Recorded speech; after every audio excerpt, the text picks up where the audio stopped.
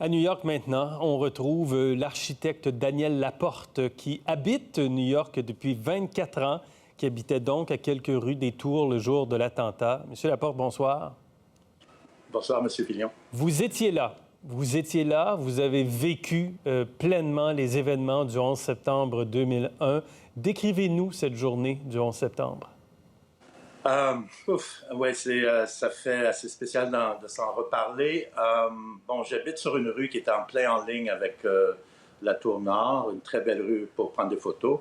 Et en fait, le premier avion a fait un bruit énorme en passant au-dessus de nos têtes. Et je suis sorti sur mon balcon et j'ai vu à peu près 5 secondes après l'impact le trou dans la Tour Nord.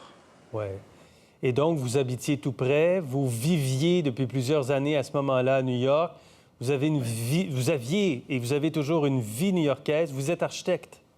Oui, tout à fait, oui. Et à cette époque, j'avais une agence assez jeune. Ça faisait 4 ans que j'étais à New York. Donc, oui, mais je pratiquais l'architecture.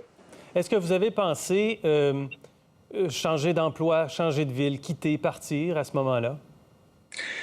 C'est assez spécial comme sensation. Sur le coup, non. Vraiment pas. Même au contraire, c'est dans les moments difficiles qu'on voit vraiment le caractère des gens. Et New York, c'est vraiment instantanément serrer les mains et travailler ensemble pour rebâtir, pour sauver les gens. C'est vraiment, ça a commencé. J'étais à peu près 7 minutes à pied des tours. Donc, c'était pour aller aider les gens. Donc, tout le monde s'est mis ensemble.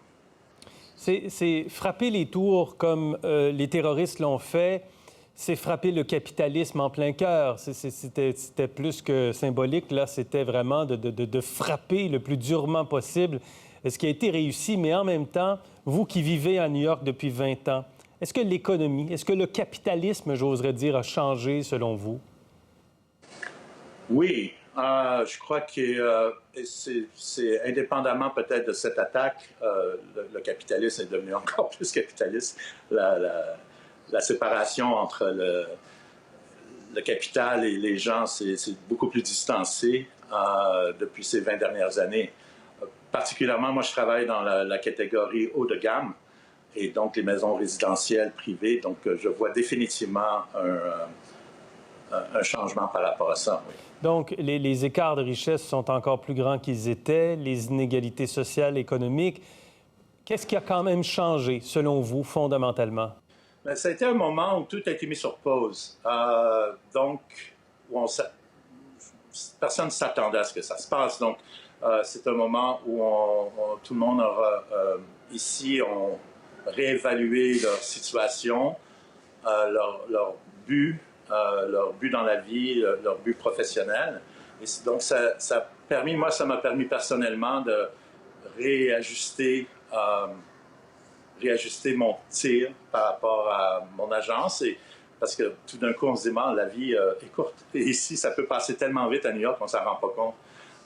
Donc, personnellement, par rapport à ma propre pratique, j'ai su d'un coup travailler plus fort, mais d'un autre coup aussi prioriser un peu plus la vie personnelle. Mm-hmm. Est-ce que vous trouvez que tout a repris rapidement après? Assez rapidement, je dirais dans l'année.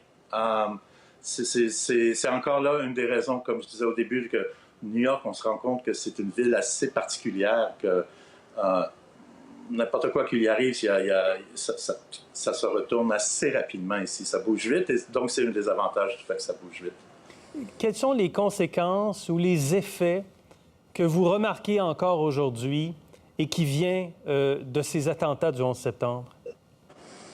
La résilience. La résilience des gens de New York. On a été frappés, nous, très, très récemment par la pandémie, vous savez. Et, oui. C'est le fait des tours et tous les petits événements. Il y a eu un gros blackout, une perte d'électricité. Il y a toutes sortes de choses. Il y a eu Sandy. Mais après le 11 septembre, c'est comme on voit que les gens vont se mettre ensemble et vont c'est le royaume de l'individualisme ici, mais quand il y a un événement, tout le monde se met ensemble. Et je pense que la première fois que ça s'est vraiment manifesté, ce fut lors du 11 septembre. Vous êtes à New York encore 20 ans plus tard. Vous restez à New York. Oui, j'habite à peu près à 5 minutes d'où j'habitais quand les tours ont été attaquées en 2001. Et vous allez rester à New York? Oui, tout à fait. Mon enfant, j'ai une fille qui est née ici, qui vient de finir le high school. Oui, tout à fait. C'est votre ville? Oui, c'est devenu ma deuxième ville, en fait. Oui. Montréal est toujours ma première. Monsieur Laporte, merci d'avoir été avec nous. Je vous en prie. Pour voir nos émissions en entier, rendez-vous sur la chaîne ICI RDI.